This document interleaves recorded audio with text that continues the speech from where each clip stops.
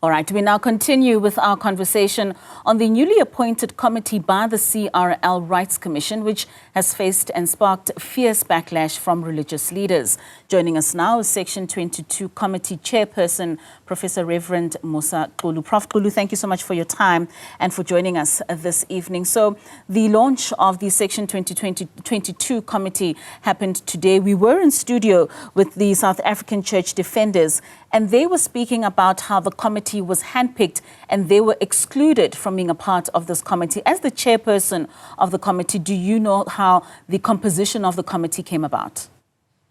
No, the composition of the committee is representing everybody. So there's South African Council of Churches, everyone is there. If they are not there, I don't know, but I don't think we should be talking about those things now. The committee has been launched and we're starting the work already going forward. They speak about the committee being selective to Christians and it doesn't include other religious forms and traditional healers. You say that the composition is made up of a broad spectrum. It's a broad spectrum of South African Christians.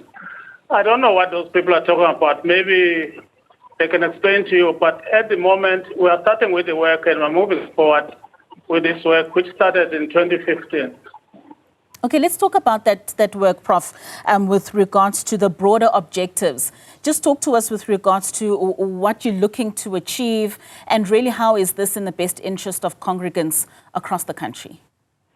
Well, there has been a plethora of complaints in the area of spiritual transgressions that get committed by some church leaders, a very small fraction of the church leaders, against the congregants in many parts. And you remember some 10 years ago when there were even issues of eating snakes and grass and drinking petrol and so on, with false claims that the instructions were coming from Christ or God. It's called pastoral power abuse.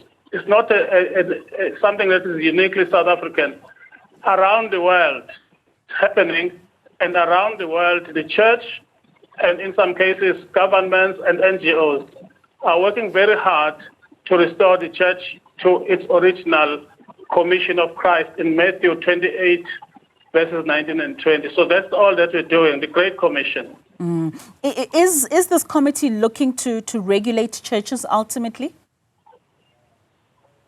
Well, the Portfolio Committee of COCTA in 2018 made instructions that after getting a report from the CRL that there must be mechanisms for self-regulation by the church. And that is why in the committee you get representatives of the church, the body of Christ.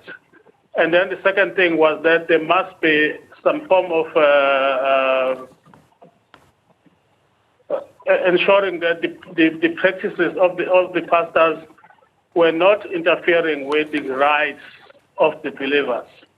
As you know, there are all very strange things that are happening in some corners from people that would call themselves pastors in all manners. And it's not only in South Africa, in Angola. We've studied Angola, we've studied France, we've studied Japan. You know about the Unification Church in Japan. We have studied what is happening in many other countries in Africa, West Africa, Nigeria, for example, Kenya. So it's not a uniquely South African thing. What is happening is that we're going through a wave in the Christian faith, where some of the things that Christ warned us about, like the emergence of false prophets, is now manifesting. Where it becomes problematic is when it threatens safety of the congregants, and sometimes if they become cults later on in their life, they become very violent. So any responsible country like South Africa or America or France or United Kingdom or Nigeria, etc., and that the church spaces are guided by a code of conduct that says you can be reviewed by your own peers. It's in the Bible. It happened when the first bishops were appointed. So it's not a new thing. Right. There's no Christian that can have a problem. All right, Reverend Musa Xulu, thank you so much for your time. Unfortunately, that's all the time we have for this evening. Thank you for joining us and giving us your perspective with regards to the committee that has now been established.